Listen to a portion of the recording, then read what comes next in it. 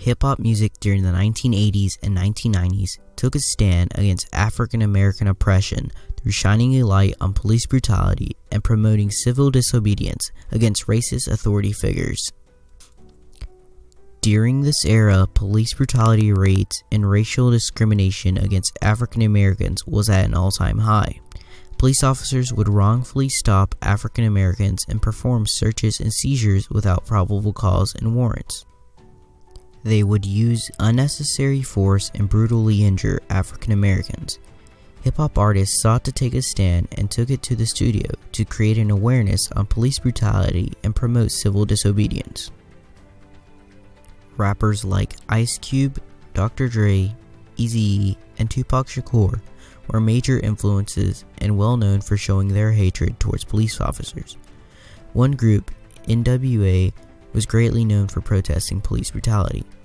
Formed by Ice Cube, Eazy-E, Dr. Dre, DJ Yella, and MC Ren. Born on June 15, 1969 in Baldwin Hills, California, O'Shea Jackson Sr., or better known as Ice Cube, was a song lyric writer for the group.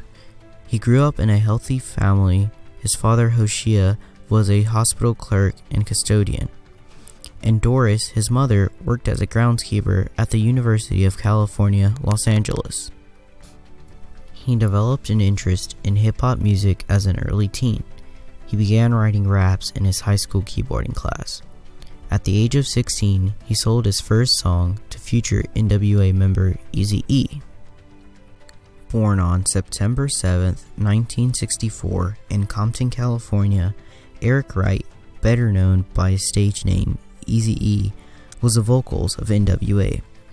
After dropping out of high school in the 10th grade, he supported himself primarily by selling narcotics before founding Ruthless Records and becoming a rapper.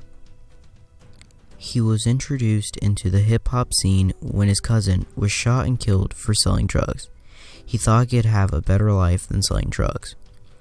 Born on February 18, 1965 in Compton, California, Andre Young, better known by his stage name Dr. Dre, was a record producer for NWA, all soon to become some of the greatest influential people of all time. The group's first album, Straight Outta Compton, included songs that protested police brutality and racial profiling. Through their music, they influenced others to stand up and not allow police brutality. But NWA were not the only artists who strived for change to better the lives of African Americans. Tupac Shakur, a poet and rapper, strived for change as well. Tupac's lyrics were inspiring to many.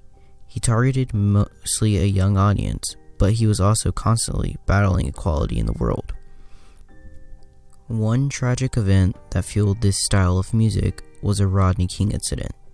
Rodney King was an African American taxi driver who became internationally known after being beaten by the Los Angeles Police Department following a high-speed car chase. On the early morning of March 3, 1991, around 12:30 a.m., Tim and Melanie noticed King's car speeding down the freeway. The officers pursued King, and the pursuit obtained high speeds while King refused to pull over. Once the pursuit came to a halt, the police officers demanded King and the two passengers, Brian Allen and Freddie Helms, to exit the vehicle and lie face down on the ground.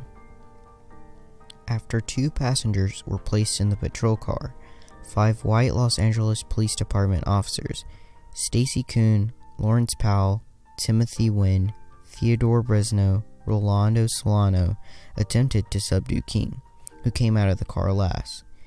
King was tasered, struck with side-handled batons, then tackled to the ground and cuffed. They used excessive force, including hitting King over 50 times with side-handled batons. Only 2 officers were charged with excessive force.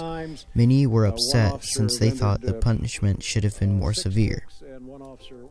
The Rodney King case sparked the famous riots known as the LA Riots.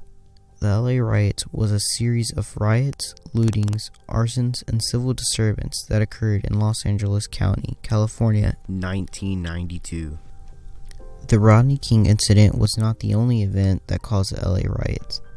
There were numerous cases, particularly around California, that involved African Americans, who were victims of unlawful abuse.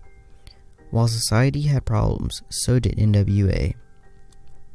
Upon the release of their new album, Straight Outta Compton, the album was met with a barrage of controversy due to its explicit lyrics. Condemned by everyone from the US president to the FBI, who accused them of inciting violence against police officers. They were constantly being targeted by police officers, mostly because of their explicit lyrics from a few particular songs on the album. They received numerous threats from the FBI, and even once being arrested in 1989 after a show in Detroit for using a song showing hatred towards police officers. Through all their troubles, they refused to let racial discrimination get to them and continued to produce music. 20 years after the group split, the members to this day are well and successful, and most of all, have left behind a great legacy. Many West Coast rappers credit NWA for paving a way to pursue their career. Ice Cube has expanded his career since then from the music industry into the film industry. He has made some of the most popular movies of the 21st century. He continues to make films and other forms of media. He has accumulated an astonishing net worth of $140 million. Dr. Dre is still a music producer, but expanded his career since then. He has been featured in some films and has become an incredible entrepreneur. He has founded one of the most popular headphone brands in the world, Beats. Through all his hard work, he has accumulated an astonishing net worth of $710 million as of 2016.